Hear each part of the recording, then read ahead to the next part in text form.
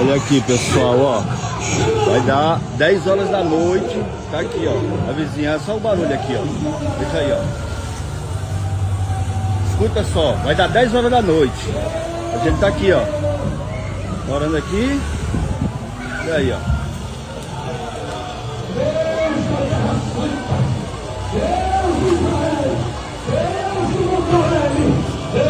Escuta só o barulho, a gente tem que conviver com isso aqui todos os dias. Todos os dias tem esse barulho. Vai dar 10 horas da noite.